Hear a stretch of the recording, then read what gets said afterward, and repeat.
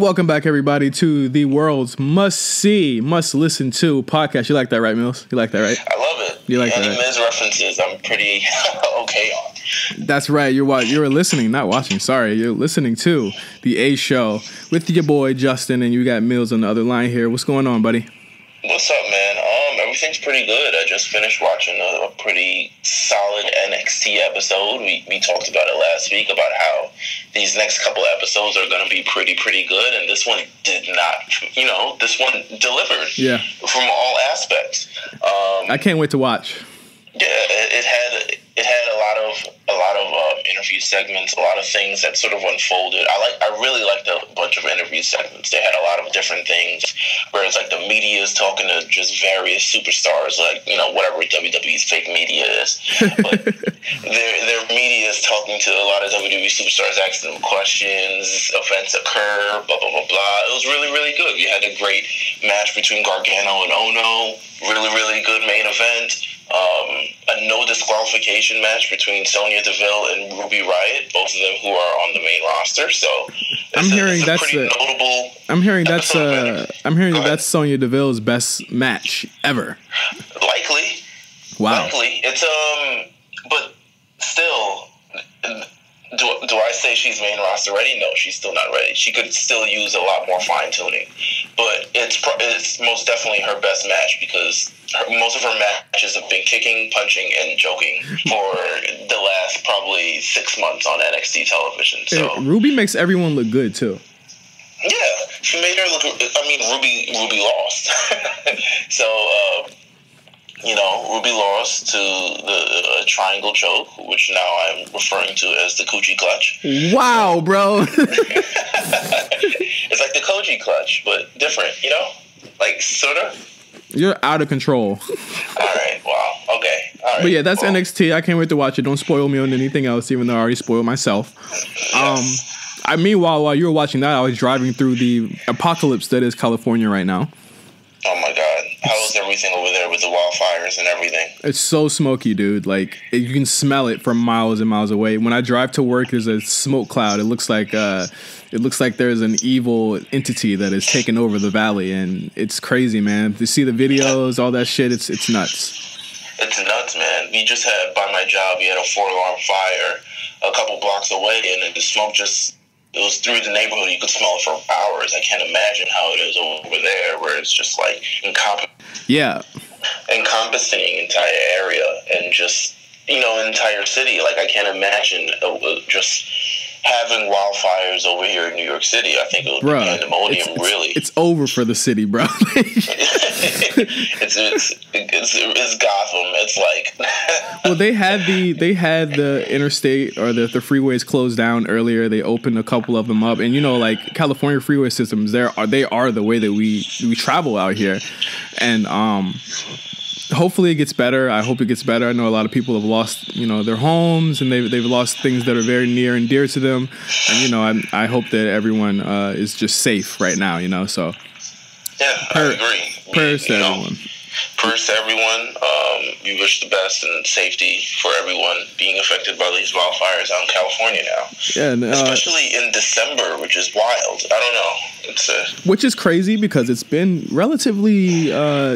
For our standards, cool. It's been cooler out here, and now it's shot back up to 68 degrees, and the heat is rising everywhere, and that's insane. It's crazy. Yeah, climate change is real. People, do not let these motherfucking Republicans tell you different. All right, thank you. Big facts. But let's run into some rapid fire, no holds barred here. It's actually been a light week on news for wrestling as we wind down the year here, which I'm so glad because November was just jam-packed with so much shit going on. It was a lot, yeah. Yeah, it was a lot. The first thing, I mean, we've already went over NXT, and again, I cannot stress enough that these next NXT shows will be very vital. But speaking of the vitalness of these shows, so to speak, NXT will be premiering on broadcast television next Wednesday at 7 o'clock on the USA Network. Oh my God! Wow! Oh, that's the first time NXT, I guess, is on any sort of national television. Do you feel like this could become permanent? It depends on what they're showing. They're being really cagey on what exactly they're showing. Like, I would love if they showed this week's NXT or they show Aleister Black and Adam Cole for next week on NXT. But I have a strong feeling we're going to get a best of show for an hour. Yeah, a compilation. That's how I feel, especially since it's on the USA Network. You have so many stars that came from NXT. You have the Finn Balor's, you have the Bobby Roodes, you have the Shinsuke Nakamura's, Neville, Sami Zayn, Kevin Owens. You have so many people on the main roster who are featured on the USA Network throughout the entire week who can just be, and then you can showcase the future. Maybe you have an Ember Moon match or something, or maybe you have, you show a video package of the Cien Almas versus Drew McIntyre match or something. But I feel like it is definitely going to be a compilation. Yeah, I'd really love a get to know type episode where you get to know the prime players of NXT, so to speak, and then you try and draw the people into getting the network. Big good luck doing that. But trying to draw people to get the network and watch NXT. I don't think it'll hurt, but I don't think it'll be permanent. No. Nah. Well, it could be something. They're trying to develop it as a third brand. But it looks like, for the benefit of the network, it should be a network exclusive, considering, it's one of the most watched things, and it's been the most consistent things on the network. Yep. We had a conversation briefly, earlier this week. It was what has really been on the network since the beginning? And really, one of the only things that's lasted is NXT. NXT and network collections, and that's it. Yeah, pretty much. But my next point for this week is there was a new show, actually, so to speak. It's literally the 10th show of its kind on the network. But Corey Graves was given yet another show called Straight to the Source. Did you watch this on Monday? I did not, because I assumed it's a takeoff of Bring It to the Table, which is another takeoff of probably another Legends Roundtable, which is another takeoff of something they probably had before. I like Corey Graves, but I'm not going out my way to watch it. And I kind of liked Bring It to the Table, but then I also didn't. So I kind of, I was here. But have you watched it? Because I haven't watched it at all. I did not watch it at all. I don't think that. Yeah, I just didn't. Well, I mean, obviously, and we'll get to this later. There was a reason I couldn't watch it on Monday night, but sure. I didn't. I just haven't gotten around to watching it. It wasn't super big on my plans to do. But one quote. I mean, obviously, what we're talking about you now. Watch these things, or they're just gonna keep canceling Corey Graves shows on the network. Corey Graves gets more. It's gotta be his fourth show. He gets more chances than Ryan Reynolds to get it right, so he'll get it right at one point. But the subject of this show was Roman Reigns, and they talked to him about a variety of different issues, including possibly retiring the Undertaker, the reception that he gets from the fans, and the reception or the perception that he sees himself. And one quote that's been making the rounds lately is Roman Reigns saying that he's the best in-ring performer in the world right now.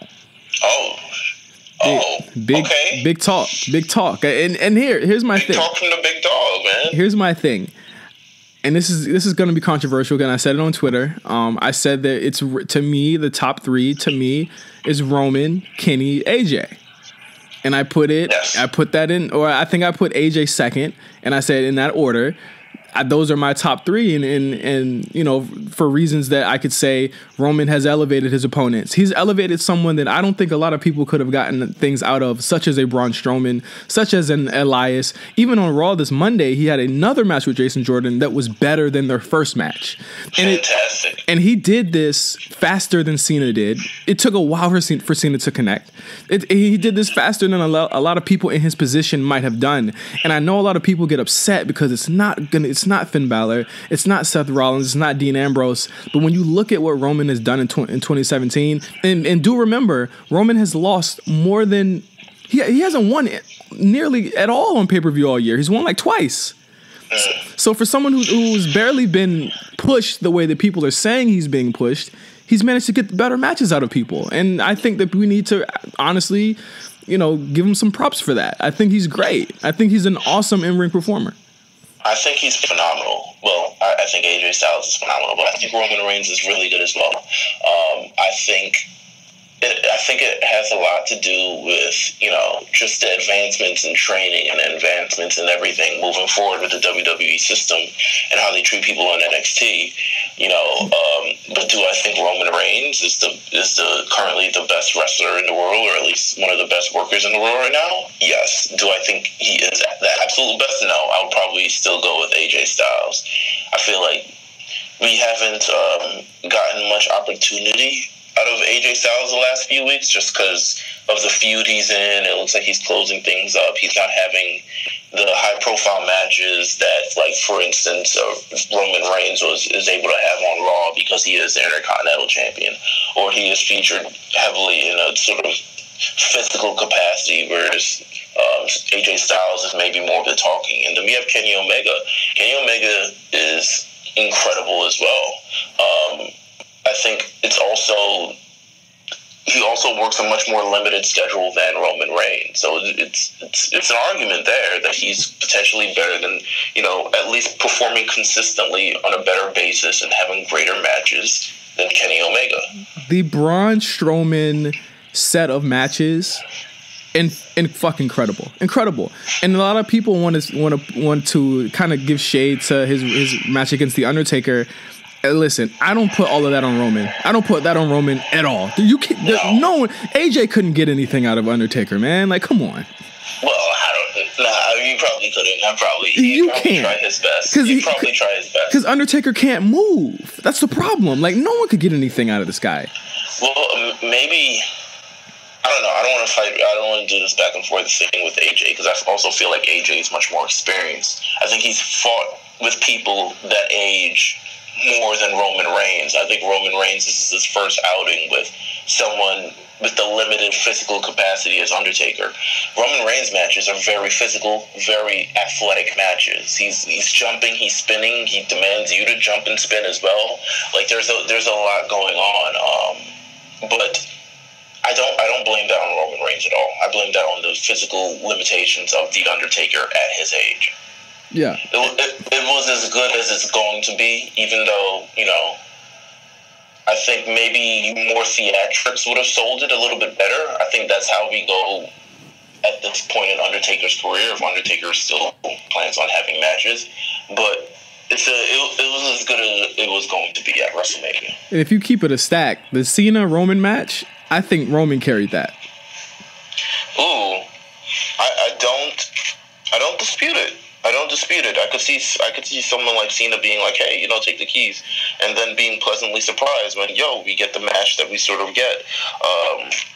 I think what's crazy about Roman Cena is that I don't remember much of the match this year. It wasn't good. Wasn't very noteworthy. It was just a match on another pay-per-view. Yeah, it was on No Mercy, so it's not like, oh my god, it's popped right in my head, but I don't remember it as well as, like, for instance, Roman versus Strowman or Cena versus AJ earlier this year. If you want to keep it a stack, Cena has been kind of disappointing too, like when it comes to the second half of the year. I say that just because, he's not consistently physical. Like, he's not consistently doing things. He was in the Survivor Series match for a cup of coffee. He was in the match with Roman Reigns. There's not much. He had the Baron Corbin match. I don't know how good you're going to get out of Baron Corbin in the opening match of SummerSlam, but I don't blame it on him. I think Cena. He had a great match with Shinsuke Nakamura where he got dropped on his head. Excellent match. Yeah, that was phenomenal. And I mean, I don't know. I just feel like people are still upset about CM Punk's explanation of what Roman was or what they wanted to do with Roman. And it's like, people, you have to understand, like, how else are you going to make stars if you don't make them look good?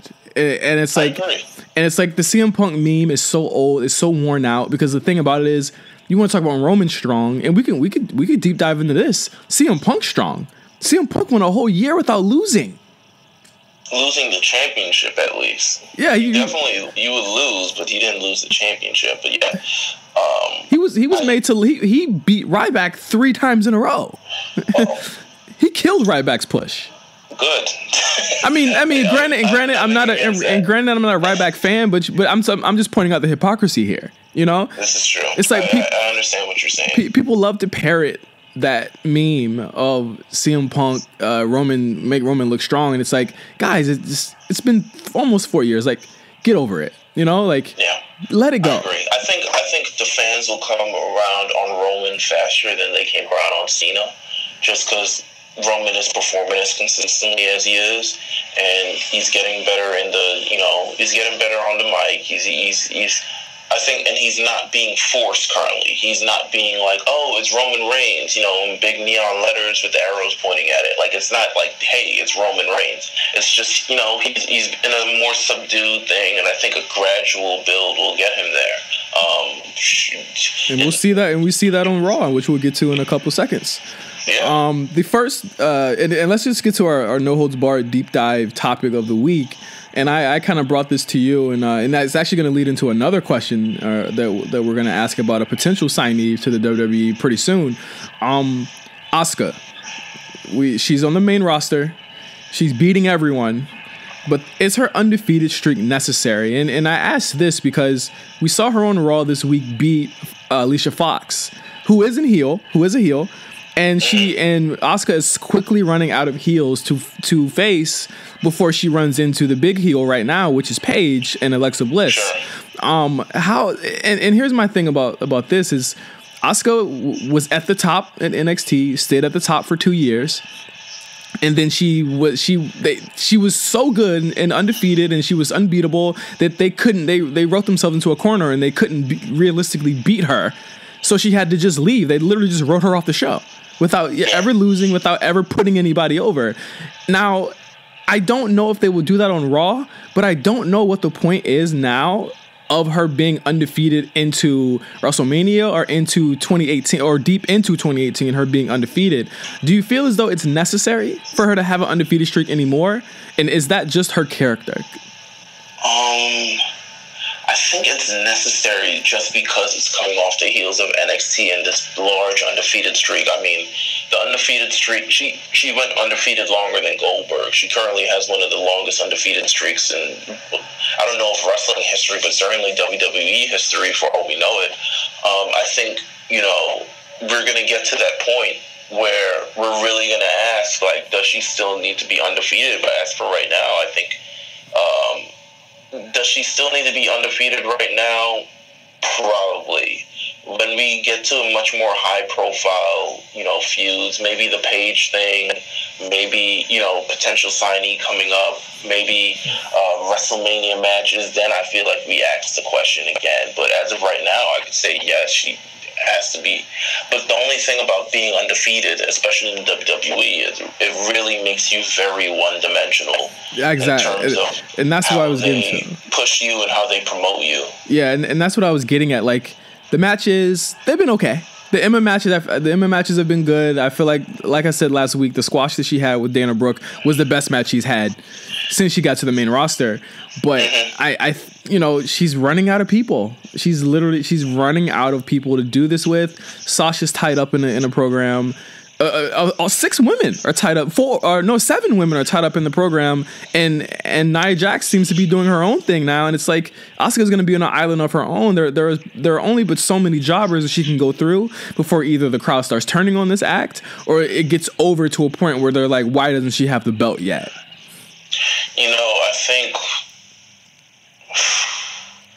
I think we could potentially. I agree. I think it's looking kind of shaky in terms of what moving forward, in terms of how we continue the streak when she is running out of heels to face. But I think I think they're biding their time until WrestleMania, or at least something big at the Royal Rumble. There's rumors of a female Royal Rumble, but I think those rumors have been going on for years, so I don't really know. I don't even think they have enough for that. I don't think they have enough for that. I don't think they have enough room for that. I think it would be definitely a smaller scale than the men's one, just because of timing and everything of that. But I think we're going to have this question in the future, definitely, and it's probably going to be around WrestleMania time of whether she still needs to be undefeated or not. And that leads into my next question. There is potentially a huge acquisition coming to the WWE very soon. Rumors have just hit literally minutes ago, that Ronda Rousey is reportedly very close to signing a deal with the WWE, almost a year to the day of her losing in the UFC a year ago. I think It's a very notable signing, especially, and I'll tell you why it's a notable signing, or at least one idea that I have of it, is because you look at the contract of Brock Lesnar, and you see that it's expiring pretty soon, and WWE has done well with this one marketable name who may not be on every pay-per-view, but their fights are, they have that crossover appeal, and their fights really do mean something, and I think Ronda Rousey definitely brings that to the table. You think you think she could replace Brock realistically if he does decide to leave next summer? Oh yeah, Ronda Rousey is one of the most popular, movies, pop culture. Granted, she lost, and it's been time since she was in the spotlight, but I think she's still a massive star. If there was any opportunity for a chance at women main eventing WrestleMania like they hope to do, I think it's with a Ronda Rousey match. But is Asuka the match? And that was my thing. Like, where do you put her? Is Asuka the match for her, or is it Charlotte? Because I always felt like it was Charlotte.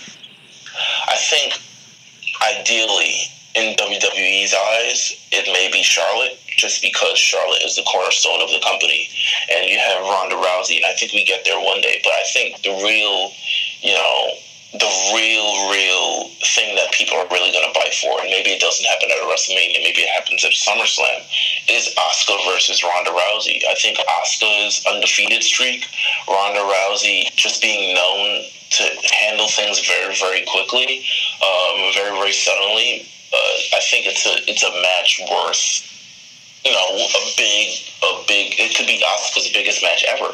In her entire career. But then we're getting into the issue where we're booking 9 months in advance, and WWE is quick to pull the trigger when they get scared about something, and that's the same reason why Charlotte lost her pay-per-view streak at a nothing show last year, and or you'll have people like Shinsuke Nakamura just losing to Jinder Mahal in the SummerSlam show with no fanfare and no importance as to why that was so special, Right. I think when you think of the Ronda Rousey signing, I think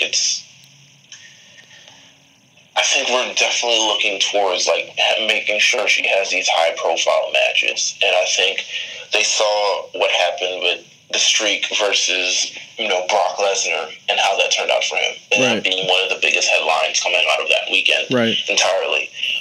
And I think you could have the same thing. You take Asuka to another level. It elevates Asuka, and then suddenly you have a new megastar in the WWE.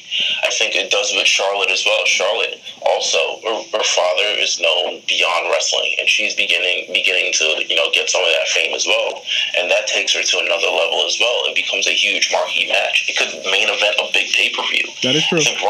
I think Ronda Rousey signing is pretty. If they manage to get it and then they manage to train her, I don't think she should even go through the system at all.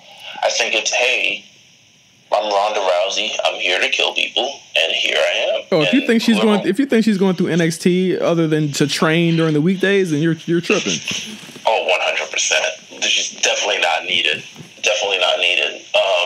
Especially when Shayna Baszler's down there and establishing the identity of her own. She doesn't need Ronda Rousey eclipsing her.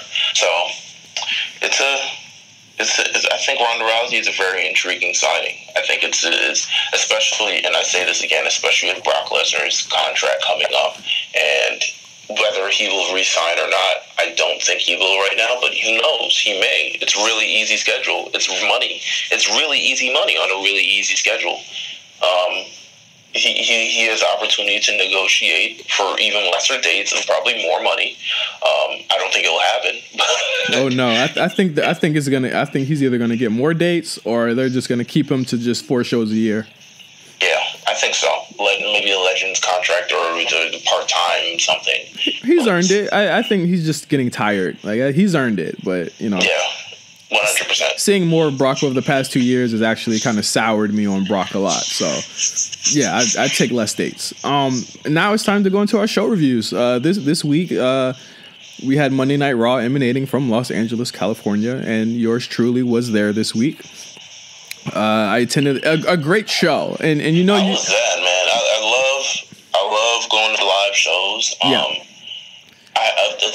haven't been to Raw in a very long time. I'm still debating Raw 25. But how was just the atmosphere in general? It was lit, and I think LA for the past couple of times has been really, really lit. It's been very, very the crowd was on fire the whole night. they love them some Samoa Joe. I'll say that much. Samoa Joe essentially coming home. He's a SoCal boy, but he was highly favored the whole night. We Want Joe chants broke out in my section all night. I think more than anything that tore the house down, and we'll get to that in a second. It's the Matt Hardy segment, of course, tore the house down. Oh man. Roman Reigns coming out to help the Shield tore the house down, surprisingly. But I mean, if you want to talk about pops for the night, I think Finn Balor for sure was number one. Matt Hardy was up there. Braun Strowman were the top three. Those are the top three. If you wanted to say who got the biggest pops, that was it. And I feel like the fans were trying to prove a point with the Finn Balor thing, because all throughout the night there was Finn chants. And I don't know if they listened to that. I'm not sure if they're receptive to that, but it was there, you know. Even if he didn't have a stellar match that night, it happened. But I think just overall it was a good show. I was more worried about how it would look on TV, because I was literally looking back like, is this gonna come off as dope as it is right now on TV? And surprisingly enough, it did. It was a really solid show. I watched it back when I got home to hear the commentary, but for the most part, it did come off well on TV. That it was a very hot crowd. It came off amazing on TV. I think when you have a 3-hour show that doesn't feel like a 3-hour show, I think it's a thumbs up, because while we did have long matches, things moved pretty smoothly and pretty quickly. A lot of developments were made. There's big, there's high caliber matches. I want to, shout out to the Fatal 4 and the Cruiserweights. That was a phenomenal match. And I'm going to talk about that match too. That crowd was so dead. And this is the first time I've been around because when I was at Smackdown, I didn't actually stay for 205 Live, but when I was there, by the way, we had to go. But I just wouldn't stay. Whether I have to go or not, it's irrelevant. I wouldn't stay. I'll be honest. I'm sorry to the people, the hardworking guys who work there, but I wouldn't stay. But it was dead. It was completely dead, and I was getting upset because there's a lot of people that were around, like not catcalling, but kind of jeering and saying, "Get this shit off, hurry this shit up." And shit like that, and I'm just like, dude, they were killing themselves. And I want to say around 10 minutes in, when the spots really started picking up, that's when they got the crowd. And I was saying like, it shouldn't have to be this way every night for these guys. It should be. And speaking of which, I don't even watch 205 Live that much, but we forgot to mention that they're going to have a tour next month. They're going to have the first 205 Live tour, which is going to be a bunch of fucking small venues of people that might actually respect this type of shit. But I mean, these guys kill themselves every single night. They're out there and they get no reaction. And I think that sucks because these matches aren't bad. They're never bad matches. In 205 Live, we'll have at least 2 to 3 good matches a show. It's just that they have no reason to care about these people if they're not Enzo. Yeah, 100%. I think just the general feel of how they were brought in, it looks like, hey, we have a 3-hour show and we need to kill time, and we can't have all these matches all the time, so we need to fill a 3-hour show, and that's how it seemed. Sorry, I got something in the background. That's how it at least seemed from how they were brought in, but I think once we continue piling on the stars, we got Hideo, Tommy coming soon. Enzo is someone who gets a reaction as well. I think I would be more excited if a homegrown star ended up becoming something. Someone from the Cruiserweight division actually became, like a Cedric Alexander, or Mustafa Ali, or Rich Swann, someone that really became, then I would say, okay, this is a success. Because it feels like the success of 205 Live currently depends on who they bring in, what big name they bring in. Yeah. Instead of being able to develop the stars and say, like, hey, we created a guy. And it's a guy that, look what happened to Porcalisto. Porcalisto should have came in and improved the brand, and he's so much more worse off than how he came in. Wasn't even on the show this week. No, not at all. But, yeah, and I mean, Jimmy Jacobs was on Chris Jericho's podcast last week, and I think he mentions offhand that Vince actually loves 205 Live, which is news to me. But he, but he also, I think he says like Vince realizes, he's realized that it's kind of lost its way, and you can tell that they're trying to change that. And in these past couple of weeks, as far as it getting time like this on the main show, so we'll see. But the first point I wanted to get to was probably the biggest thing that happened on the show. Matt Hardy, we were right. We were correct last week in that the broken or woken Matt Hardy has finally arrived to the WWE. He had a vignette with Bray Wyatt, which was actually pretty cool. It came off. It tore the house down. You know? Oh yeah, live. Just watching on TV, It tore it down. There were so many delete chants. I couldn't even hear what he was saying. I had to go watch it again because I couldn't hear what he was saying. They would not shut up. Literally. Whoever edited that, amazing. Just whoever spliced those clips together and taking the mundane Bray Wyatt, who we've all heard the things before, and adding in the sort of the quirks of the woken Matt Hardy, and just sprinkling on it. It went really, really well. I think I wasn't sure. I was like, is this supposed to be as funny as it is? Yes, because that's how it was in TNA. It's exactly how it was in TNA. And I'm really surprised that Vince allowed Matt to just go all in. They didn't announce why he was broken again. They didn't give you a big, background thing. They didn't drag it out for weeks. And I'm okay with that. It's been dragged. It's been just like the people know what it is. Yeah. Yeah. Or at least they'll get to know what it is. And I think there was a report in Sports Illustrated today about how Vince is I think he's on. He supports the broken character or the woken character at least, and he's like, I don't know whether it's giving Matt Hardy creative control, but it's certainly a level of control of the character that I don't think his writers will be able to, sort of contribute to heavily. I think it's going to be an imagination of Matt Hardy's own insane mind. And I'm fine with it. I'm fine with it. Let those two motherfuckers do what they want to do. Like, this is going to help Bray Wyatt. And I'm just going to be clear. Like, this is going to help Bray. And I feel like Matt's the guy to do this with. I feel like Bray has been a character. And it's a juxtaposition of two characters that are kind of in the same universe, if you will. Like, they're in their own place. And they're finally able to meet. And honestly, this was the dream match that everyone said that they wanted regardless. From last year when they had the New Day and the Wyatts fighting in their own little final deletion like match that didn't really pick up like the final deletion did. But I love this segment. I thought this segment was amazing. It was probably one of the best segments on Raw this year to me. Yeah, I agree. I 100% agree. Just even looking at it, from the metrics, you look at it. It's probably the highest viewed thing on Raw on YouTube. Yep. And I'm someone who pays attention to YouTube. I mean, YouTube isn't everything. Don't get me wrong. Just ask the people that thought Jinder Mahal was a successful champion from YouTube. Yeah, 100%. I mean, the YouTube views do matter. But I want to ask you what did you think? Because there's another interesting development. Nia Jax and Enzo. It looks like Nia Jax is floating away from the division, which I'm not. I'm not against. I think and then it's a love interest story with Enzo Amore. How is this going to help her? Is my question. How is it going to help her? I think it establishes her as a personality on her own. I think. Sorry about that. I had to sneeze. Bless you. Again. Thank you. I think it establishes her as a personality on her own. I think it's something like that we saw with Eddie in China. Something where China really sort of came into her own personality-wise. But here's the thing. And I think you're right. I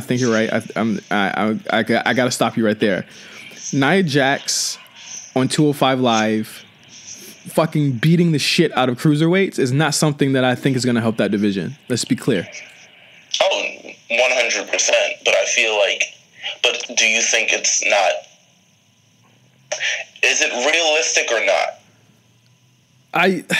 We're kind of crossing into like the intergender thing, where it's gonna get real murky. Which I don't think they'll do. I honestly don't think she'll be in there. Well, I don't know. She may get involved, but I don't think she's gonna be. I think this is gonna lead to more 205 people on Raw and more Raw people on 205 Live. I know you saw this survey that got sent out a week and a half ago of people asking if they would watch 205 Live if more Raw superstars were a part of it. I think this is a part of that initiative.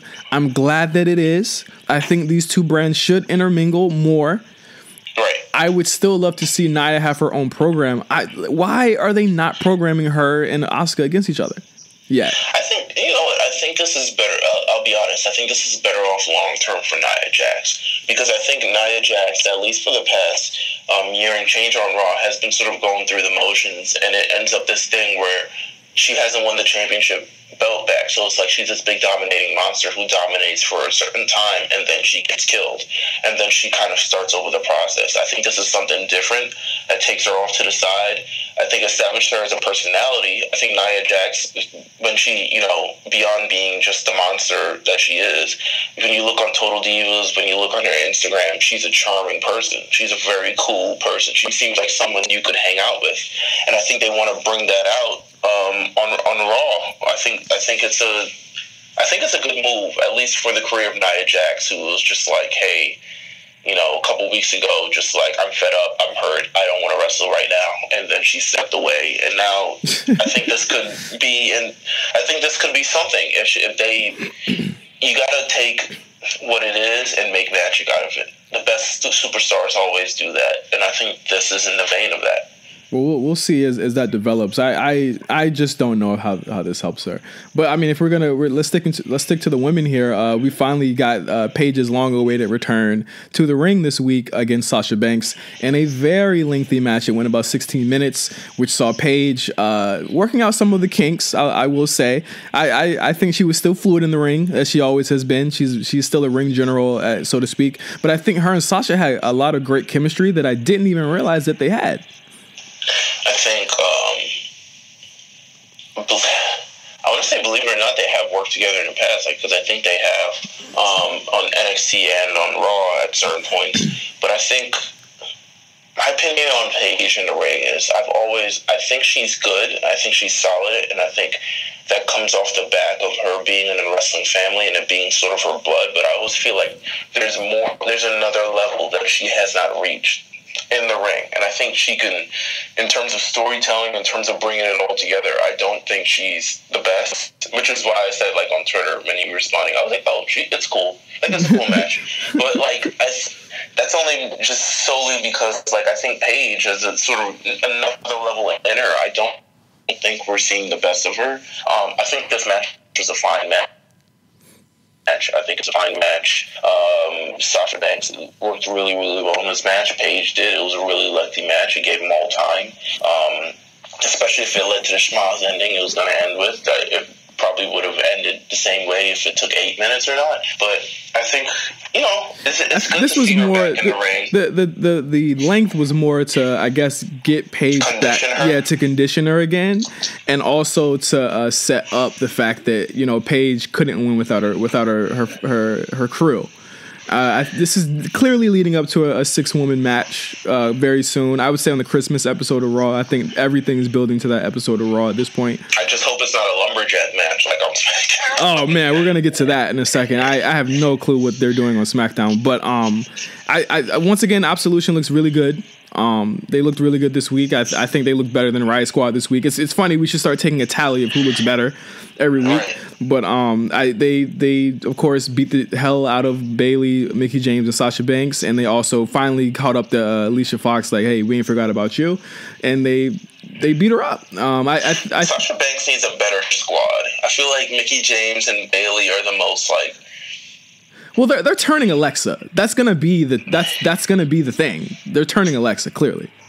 I feel like it's coming, definitely, just because of how they're positioning Paige, and I think everyone sort of around her is going to be affected by it. But Sasha Banks, I don't know, the squad of Mickie James and Bayley is kind of just pitiful, because Mickie James, she's recluse. I don't know. She's reverted back to what she was, which was just like a face on Raw. Yeah. To even a 6-man tag. She's the 6th person in the 6-man tag. That's what she is. And she can help these girls, though. She can help those girls. I feel like you put Mandy Rose in with Mickie, and she will make Mandy Rose look like gold. I don't know. I'm telling you, Mickie. There's a reason why Mickie is in there with these girls, Meelz. There is a reason. That is the reason. Mickie James is good, but I don't know if she's like, I make other people look good. All right. I'm not arguing that. I'm going on a limb. I do like Mickie James in the ring. I think she, as an underdog face, she works really, really What well. What women wrestlers do you like, Meelz? I'm trying to figure this out right now. Okay. I like Sasha Banks. I do like Bayley in matches. It's just her character is kind of just all over the place. I like Asuka. Big fan of Asuka. But here's the thing. I don't think Asuka, Bayley, or Sasha could make these new girls look good like Mickie could. Mickie made Alexa look great. I think Bayley could. Bayley couldn't make Alexa look good like Mickie did. Twice. I really don't think Mickie was. I don't know. Mickie just had a good match on her. I don't know. I don't want to debate this for everyone, but it's just to me, there's like a difference between like making someone look good and your own performance in the match being good and the match being good because of that. I don't think it's especially when she didn't do the same thing the match they had after that, the one where she lost to a punch, which was weird as hell. But I don't know. I think we'll see how it goes. It's an interesting feud. I'm interested in what they do with the Absolution and the rest of the roster. Yeah, I'm thinking this is leading to Alexa turn. She's kind of been lost in the sauce, and she don't really need the belt anymore. I really do. If they're not going to do Asuka Paige anytime soon, or at least at the Rumble, I really think this Christmas episode of Raw is going to be like a big episode because they want people. It might as well be. You're making them work on Christmas. Jesus Christ. Because they're trying to get people to watch. I still don't think people will watch, but I think that's going to be the episode to go into. Do we go all in on the Christmas and just say screw the New Year's episode? Well, that's what I would do. I mean, tentatively at this point, right? You'll have the realistically, you'll have the cruiserweight match that night, right? You're not gonna have it on 205 Live. Probably. I think we're gonna go all in on Christmas, and then that New Year's show is gonna be a squash. No one wants to be. I mean, I probably will, but no one wants to be. I'll be watching that shit. I don't care. But you're in the West Coast. You finish at 8:00, and you still got time to celebrate the New Year's. Where it's gonna be like 11:13, and it was like, I guess I'll watch the Clarks. I guess I'll watch Ryan Seacrest's big or Pitbull, whatever Pitbull's doing on New Year's or something along those lines. But I guess I'll watch that. Yeah, then you got Wrestle Kingdom like later that week. It's just that's gonna be a crazy week. That's a big week. But there was a big overarching storyline on Raw this week, which is why I feel as though the show actually worked, and that was the continuing drama between Jason Jordan, Samoa Joe, Roman Reigns and the Shield, and the Bar. They were at each other's necks the whole show. I mean, this would have been a good Survivor Series match without all the old people. Oh, absolutely! I feel like they're making up for it at this point. Just to run down what happened at the start of the show. Roman Reigns was scheduled to face Samoa Joe. Jason Jordan came out and who was absolutely great on this show, by the way. I don't think I've given him enough props for what he did. The crowd hated him. They absolutely hated him, and I think if the turn is coming, I want them to milk this more, at least 3 to 4 weeks more before the turn happens. I think we continue making Kurt look like a gullible fool for a very, very long time, and him taking advantage. It's like that episode of Fresh Prince. Did you watch the episode of Fresh Prince where Jeffrey's son came back? Yes. And I think that's how it is. Like, that's literally how it is. And thinking you have the best in your son and stuff like that, but he's really using you, and he doesn't really care about you, and blah, blah, blah, blah, and his mother's black or something. I don't know. Oh my God. Or like something along those lines. But I think it's something, we're gearing towards that. If we had to use that as a base, I'm thinking Vince McMahon is watching Fresh Prince episodes. Yeah, and then we have a absolutely 4-star Roman Reigns Jason Jordan match that goes about almost 20 minutes with Roman Reigns winning. Excellent match. If you can track that down from Raw, I think it was the best match on the show in my opinion. 100%. And then you have Samoa Joe come out and fight them. You have Jason Jordan go to the back to tell Kurt Angle he wants Samoa Joe. Samoa Joe beats the shit out of him. Listen, Samoa Joe's a star. As he should. Samoa Joe is a star, bro. He is a fucking star after this week. I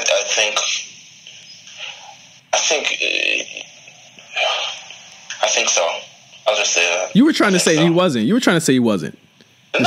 mean, I wanted to add something, but I had no nothing to add, so I didn't want to say anything. Just off of his intensity, his promos, like, this is a guy who, during the ring announcements, was this aired on TV? I'm not sure if it was aired on TV. I didn't see this part of the show. When JoJo was trying to announce the match, Samoa Joe kept interrupting her. Was that on TV? Nope. Oh my God. So Samoa Joe, when JoJo's trying to announce the match, she tries to announce Roman Reigns. Samoa Joe interrupts her, screams over her, literally, and says, basically calls Samoa Joe like the biggest paper champion in the United States right now, from blah blah blah, Roman Reigns. Crowd goes crazy. So that was not on TV. Okay, so she tries to announce Jason Jordan. He interrupts her again. I was wondering why she announced the competitors again. So she must have done it because when she announced it on TV, she did it sitting down. When she announced it to us, she was standing up in the ring. When she announces Jason Jordan, he says, "Daddy's boy." God, what did he say? I can't remember what he said. He called him basically daddy's boy who always runs to his father for opportunities that Samoa Joe should get. Will never be as great. Whatever. And he says something about his father's missed more Christmases than anything. He got disrespectful. Wow. He got super disrespectful, and the crowd popped. Loved it. The crowd popped, dude. And it's funny because Roman and them were looking at him like, "What the fuck are you doing?" But I can't believe they didn't air that on TV. That's crazy. I'm pretty sure that seems like a cool thing for like not TV. That was awesome. That seems like something they'll put on a DVD or something. Yeah, they might have went to a commercial or something at that point, but that part was great. Samoa Joe is just, to me, on another level right now. Even after the injury, he picked right up where he left off, and he's still as powerful. I don't think he's lost that much this year either. He's probably lost like twice. Nah, he hasn't lost that much. He had a big loss versus Brock Lesnar, but then he's also been injured for probably, I want to say, a third of the year. He debuted at the top of the year. Seth beat him once. I don't think he's lost too much. How did the main event come off live? The tag team title match. It was hot. We and that ended the show. Of course, it was a hot match. I think that we bit for every near fall. I thought the heat spot was way too long with Seth. I thought the heat spot was way too long. It's even like the point where they were trying to get to each other's corners and they were like running into each other. I was like, this is a really hokey spot. I really hope they pick this up. But I thought the match was good. It wasn't as good as their other matches. Of course, it was overbooked in the end because naturally, I don't think they're going back to having Seth and Dean win the titles, and they shouldn't. But it ended up with Samoa Joe, actually no, Sheamus got them disqualified. The match ends. Kurt Angle restarts the match, and then Samoa Joe distracts them to have Sheamus bro kick Dean Ambrose and win the match. It's natural that this is setting up a 3-way or a 6-man match. It could happen next week, I'm pretty sure, because they got to have something for the Christmas show. But yeah. What I like most about this match, I don't know, it's very small, it's very minor. The art of a run-in, and I feel like we haven't had a hot run-in for a very, very long time. The entire schmoz at the end feels very like Attitude Era to me. Yeah. Because we don't get them often. Right. We don't get, or at least good ones, we get like distraction finishes, but we don't get like, oh man, the face is in peril. Oh, here comes one of the hottest stars in the company running down. And I think Roman could have ran a little bit faster. Like, he seemed like he was kind of like taking his time or something along those lines. I think like back in the day, people would have just bolted out. But I think you have that. You had the Samoa Joe run in. I think everything went really, really well. I think it made for an exciting ending with pandemonium, and everything all over the place. And I think it came out really well, despite the finish, like the disqualification finish. I think you had a good Raw, and you had like a good, like, dang, what's going to happen next? Yeah, and I think that it's a natural storyline for them. With Miz gone and everyone being out, and it's almost the end of the year, you've got to have that kind of stopgap feud before the Rumble, of course. And I don't think that there are any better 6 guys there. I think Cesaro and Sheamus, once again, are absolutely out of this world talents. Seeing it live was crazy. Of course, we got a really cool segment at the end after the show was over where the Shield gives Sheamus all of their finishers. The crowd is chanting for tables. and then they actually, I think Seth has the guys, the production guys, go get a table. He does a survey asking if we want to put Sheamus to a table. Of course, we say yes. Sheamus books it. I've never seen Sheamus run that quick. He's the fastest runner I've ever seen in my life. He runs a 4 flat to the back of the to the backstage area, and Roman and Dean go get them. And then they run after him. They bring him back out, and Seth says something funny like, "You made Roman run, and you can't make a Samoan run." Now he's really pissed off. Now the powerbomb is going to be even worse. So they put Sheamus in the triple powerbomb and put him through the table to end the show. It was pretty funny, pretty good show all around. I liked Raw this week. It was one of the best Raws that I've seen in a while. I liked it. I liked it a lot. I liked it a lot better than SmackDown, I'll tell you that. Which is, from someone who believes SmackDown is a show, I liked it way better than SmackDown. Speaking of SmackDown, let's go into SmackDown. Not much on this show, even compared to Raw. I think this might be because they actually filmed Tribute to the Troops earlier that morning. But I guess the first point is, and this is literally the biggest program on the show. Like, nothing else really matters here. There was no AJ or Jinder on the show. Nakamura only showed up once. He was absent for a week, and now he's back again. But who do you think is turning heel here? Daniel Bryan or Shane McMahon? It's gotta be Shane McMahon. That man's insane. They're not even trying to hide it. They're not even trying to hide it. It's got to be Shane McMahon. Like, the way Daniel Bryan... I mean, I could see it being Daniel Bryan, just someone being... to make everything ideal and make sense, it would be Daniel Bryan. But there's no way you can justify the things that Shane's done as, like, things that faces should do. Yeah. To torture wrestlers, at least. And not in the way that's endearing. Like, what, like someone would come out, not like a... early 2000s, or not even like a mid 2000s, like a Mick Foley as GM or Stone Cold as GM, who would do that, something along those lines. And I don't even think it would go that far, but this is like week after week after week, like he handcuffed the guy to the ring. I don't see how you can explain it. There is no explanation. I do think Shane is turning also. What is that, Meelz? It's a radiator. Welcome to New York City, my friend. Jesus Christ. Whatever. But anyway, I do think Shane is turning. His actions are kind of nefarious, I will say, to say the least. The crowd still loves him, but I don't think for that long. He got to hit a big city where everyone's just gonna be like, "Fuck this guy!" Like, everyone's gonna just be like, once they hit Chicago, everyone's gonna be like, "This guy's a dick."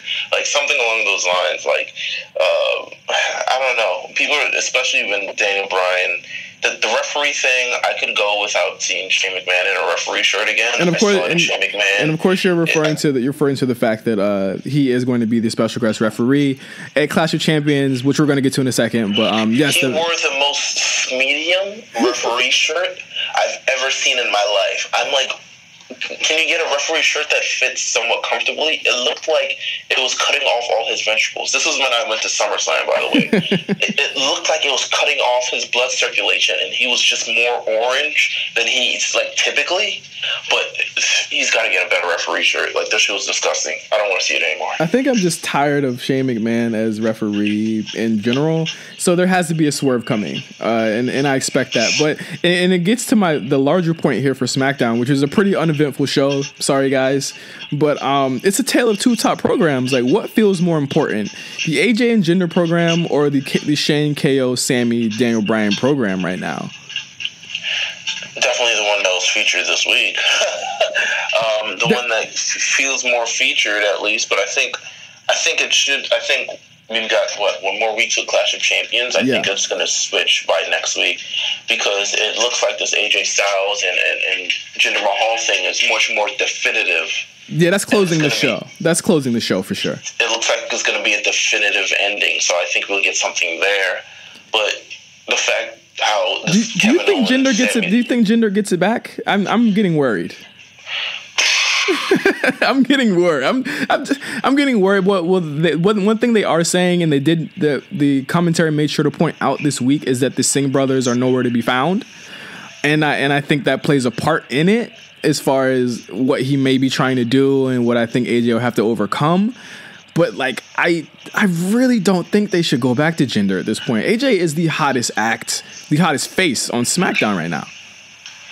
Yeah, but then you have Jinder as... They're going to India this week. They're in India now, so it doesn't really matter. That like the India shit doesn't matter anymore.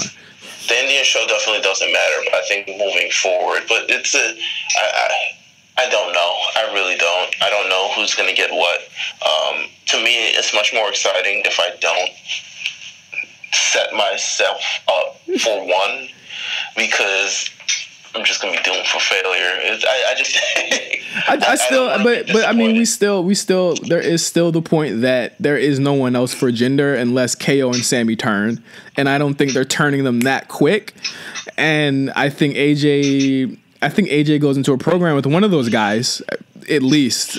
I pray to God it's not KO, but I think it might be a multi-man match, no? Like maybe a Nakamura KO AJ match or something like that. They probably want Nakamura in that Rumble. I feel like they would probably want Nakamura in that Rumble. Yeah, they probably would in his first Rumble. You're right. So I'm not completely sure, but we'll see. SmackDown, very uneventful. We've had changes to the tag team title match, which was initially a triple threat tag team match. Well, let's go through the card here. Let me pull it up. Okay. Bludgeon Brothers were on the show this week. I love them. They're all right. I mean, I'm still not there on the Bludgeon Brothers. You're an asshole. Whatever. Okay, so first off on the show, of things that are announced, and things that got announced last week, Baron Corbin versus Bobby Roode versus Dolph Ziggler for the United States Championship, Charlotte Flair versus Natalya in a Lumberjill match for the SmackDown Women's Championship. What a terrible idea. Why don't you just go to Ruby Riott Charlotte? Because they already want, I don't know. That's such a terrible I could see pandemonium, but with Lumberjill matches, I've seen one good lumberjack match in WWE history, ever. One good one. One. Period. Like, they're terrible. Like, it ends up being a schmoz. Someone gets, confused, and then someone hits something, and then, Well, naturally, this is the way Carmella gets the belt. But I feel like there's an easier way to do that, just to have. See, but I feel like we've also said that for like months. This is obviously. But you got to remember. But you got to remember that she had to get through. Well, I think we resolved that Charlotte has to get through Survivor Series before that can happen. I think it would be a good moment for Carmella to get to the belt, just because I think it would revert the attention back on the Divas title and less on, hey, new girls versus old girls. Yeah. Because I think she becomes public enemy number one. She realizes that she has an enemy in not only Natalya, but Charlotte, but also the Riot Squad and everybody else who wants the title on Raw. Becky, when she comes back, blah, blah, blah, blah, blah. Like, I think Carmella should be at least focused on for now. She's been out of the spotlight for a minute, but I think it's time. I think it's time that she becomes public enemy number one. I don't know how her reactions have been without Ellsworth as of late, but I think it's time that we say they're going to run with the gender experiment, but with the Carmella experience or something along those lines. And I think it's time that we make her champion and make her public enemy number one, because really, it's time. Yeah, I'm cool with it, and I think that I think they want to get Charlotte away from the belt right now, because I do think Ronda's coming, and I do think that's what it's going to be. I think that's the direction that they want to do, that horsewomen thing, and then you have Charlotte be the face of the horsewomen, because technically she is. So do that, but you got to make it make sense, and I don't think the Lumberjill match it's because honestly, this is what Clash of the Champions feels like. Let's get everybody a check this December, the pay-per-view to me. That's what it feels like. Everybody gotta eat, because everybody gotta eat. Because now the proposed 3-way tag team title match for the SmackDown Tag Team Championships with the Usos, the New Day, and Shelton Benjamin and Chad Gable has now become a 4-way tag team match, adding Aiden English and Rusev as of yesterday's episode of SmackDown, when Rusev and Aiden English beat the New Day, who are racking up the jobs this year. How do you feel about that match? Listen, whenever Rusev is happy, I'm happy. Like, seriously. Did you see his WWE.com segment after when he was... What? That's all I've been posting all day. Dog. My man made a full 180. He said... I'm done with this. He said, I'm done with this. McMahon and Daniel Bryan. He was like, oh, not them too. Blah, blah, blah, blah. And he was like, hey, I'm just trying to say that, you know, you have a tag title match. Guy jumps right back on camera. Rusev Day. Rusev Day. When Rusev is happy, I'm happy. That's all I gotta say. Rusev Day, please. I'm all for it. Like, forget the vaudevillains. I'm good with Aiden English and Rusev. Because Forever. Rusev is a riot. For life. They need to be together for life. And I'm cool with the match. They've done so many multi-man matches this year. I mean, they're usually great, but I am multi. It's going to be a similar thing. The one interesting rule that they point out on SmackDown is all 4 people will be in the ring at the same time. Yep. I was like, oh, okay. But remember they used to have all these types of matches in the old Armageddons on December. They'd have like the tag team ladder matches and shit. This is what it's tag team turmoil. All this other crap. That's what this is reminding me of. SmackDown is always good for one of those, so I think it'll be a good match. Not a big fan of them going back to New Days and Usos so quick after that definitive ass match that they had a couple months ago. But I think it's clear that neither the New Day or the New Day won't be winning this match, obviously, because they'll have to go against the Usos again. Listen, I think it's time that, you know, we talked about it. I'm not sure if it's confirmed, but I think it's time a team comes up to the main roster. And I think we all know what we're talking about, because I think they could inject something in the SmackDown tag team division. Authors of Pain? Authors of Pain. Yeah. I think they should. They're too similar to the Bludgeon Brothers, dude. They're way too similar. Screw the Bludgeon Brothers. they don't have Paul Ellering. They should have Paul Ellering. You know that, right? Yeah, they should. They should be the guys with Paul Ellering, but they're not. I think they're the Bludgeon Brothers. I don't know if they're gonna. I don't think they're gonna. I think whoever wins the titles are gonna be the fodder for the Bludgeon Brothers next. I don't think that they're gonna.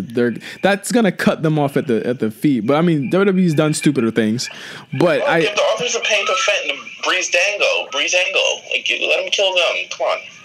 I don't know, man. I'm not sure that's going to happen. I don't know if that's going to happen. I would love for them to get called up, but I think that their time is not done yet on NXT, obviously. All right, we'll take it. We'll check it out. And obviously, you have AJ Styles versus Jinder Mahal, which we spoke about a couple of minutes ago, and you have the newly announced Randy Orton and Shinsuke Nakamura in a pay-per-view match. Wow, versus Kevin Owens and Sami Zayn. And if Sami Zayn and Kevin Owens lose, they'll be fired from the WWE. Period. That means no Raw, no SmackDown, no NXT, no main event. Nothing. No 205 Live. They are done. And Shane McMahon is the special guest referee. I said this before yesterday. The only way it makes sense that these guys lose and beat one of these guys realistically is if either Randy Orton or Shinsuke Nakamura turn on each other, or Daniel Bryan comes out and fucks with Shane McMahon. That's the only way I see it happening. I think we're definitely getting a swerve. Yes. It's definitely going to be a major swerve, whether it's Shane McMahon being like, oh, I really like Sami Zayn and Kevin Owens after all. Like, I see the era. What if they do lose and get fired and Bryan reinstates them? Wouldn't that be cause for a turn? Yeah. That would be cause for a turn because Bryan, being the well-meaning face, knows that it was wrong to have that match anyway. Because you don't want to beat Orton, and let me just add, Orton was spectacular and has been spectacular for the past 2 weeks. By the way, I don't think you want to beat Nakamura or Nakamura has only lost twice this year, 3 times this year. Like I don't think you want to do that to either of those guys. Randy hasn't really lost that much either, but you want to make them look strong going into because they're your top faces, really, realistically, on SmackDown. They're your 2 and 3 top faces. But I see a schmoz happening. But honestly, I do think they might get quote unquote fired, and they'll run an angle that way, and then they'll get reinstated for the Rumble. I don't know where this is going. This is a bunch of cluster shit. SmackDown's weird. SmackDown's I feel like SmackDown more than Raw is they're spinning their wheels because they know that I feel like they know they have the Mania plan set. They just got to get there. It's the same thing they did for SummerSlam. You know what's weird though? That things are happening on Raw, but there's no pay-per-view, and yet SmackDown are turning their wheels, and there's a pay-per-view in 2 weeks. Like, what are we doing? Like, it makes no sense. Like, I feel like I don't think the pay-per-view will be bad, but I don't think it'll be must-watch. I mean, the fact that we have a Randy Orton team with Shinsuke Nakamura versus Kevin Owens and Sami Zayn, I think that speaks volumes about the pay-per-view, that it's like a really B-side pay-per-view. It's not even like they're not going all out their way to say, like, hey, this is something you should watch. It was like, hey, we had this match on Smackdown a couple of weeks ago. Would you like to see it on a pay-per-view? Like, there's much more on the line, but nothing's really, like, popping. And then the triple threat match between Bobby Roode, Dolph Ziggler, and Baron Corbin, it's like, all right, you now added one more person I didn't want to see in this match. But I think it'll be a fine match because it's a triple threat and it's very, all over the place. It's very, unpredictable. And Baron tends to shine in these types of situations too. So yeah. So we'll see how that happens. I think it's an opportunity to pin someone else. You think Ziggler's on his way out? People commented on his hat. He's already reached the Hunter Shawn Michaels phase of his career without going through the rebirth of Christ or the assless chaps. I just hope Ziggler is happy wherever he goes. New Japan or something? Wherever. I really don't care. If he chooses to go to New Japan, that's just one more match that I skip on their shows. So, I mean, it is what it is. Bullet Club, man. It's coming. Sure. I listen. It's coming. I'm over the Bullet Club too, and we should. Shout out to Brandy Rhodes. Brandy Rhodes is now. And I'll say this: Brandy Rhodes is now on the E. She's on the E network. She's part of the new season of Wags. Yeah, Wags. Good for her. Listen, make that money outside of WWE. Listen, Wags ATL. I didn't know it was a thing, but here we are. Here we are. I'm much proud of seeing a woman of color shine. So I'm pretty good for her. Holla at me, Brandy. What's up? But it's a weird ending of the year so far. But I think even more so important and more or less weird is our year-end show that is quickly coming. I think I got an idea. I think next week we reveal the categories. Okay. And then the week after that we give people a week, and then we reveal ours, and let's just see what we do with that. All right, I'm down with that. I'm completely down with that. The major 2-part extravaganza of our year-end list for wrestling. There's a lot of stuff you still got to watch too. So I know that I want to give you time. Stuff I have to watch. Yeah, I want to give you time. It's literally homework.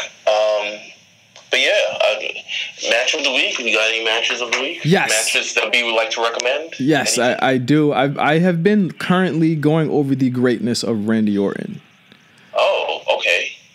Listen, I think he might be one of the most underrated top guys of all time. I think he's lazy. That's why he's underrated. He can be lazy, but I think this match from August 16, 2004 was not lazy. It was a day after he won the world title from He Who Shall Not Be Named. We named him last week, and so now you're doubling down. I'm doubling down on him he's the noob Saibot of wrestling. But yes, I am picking. This is on the network, I believe, too. But if you can't, the night after SummerSlam. Oh, that's all you got to say. The night after SummerSlam 2004. Randy Orton versus. Right, the world championship went missing at WrestleMania 20, and it was found at SummerSlam. That's what we're going with. It was found at SummerSlam, and the night after he fought a literal ghost to defend it. Ghost. And the ghost was a pretty damn good wrestler. And I will admit it was tough at times to watch this match, but I still believe that this is one of Randy Orton's greatest matches ever. It's better than the SummerSlam match to me, but definitely go back and watch Randy Orton versus August 16, 2004. It's on Daily Motion if you don't have the network, or if you do have the network, I think it's on there too. But that is my match of the week. I've got SummerSlam 2014. And just because we're talking about lumberjack matches, the best lumberjack match in WWE history between Dean Ambrose and Seth Rollins. Excellent match. both young in their career, both considerably lighter. I think both have gained like 10 pounds since then. But both, it's lumberjack match by definition, where Seth Rollins tries to run out of the match, and they literally grab him from in the stands and pull him back to the ring.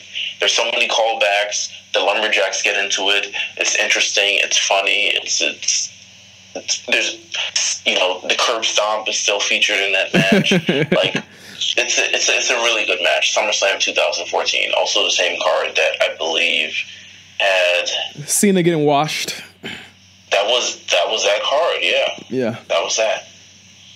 So who else was on that card? That was Randy Orton versus Roman Reigns on that card too. Randy Orton versus Roman Reigns, where they're trying to make Roman Reigns into a budding star. Also on that match, I think Dolph Ziggler versus The Miz. Yep. We had Paige versus AJ.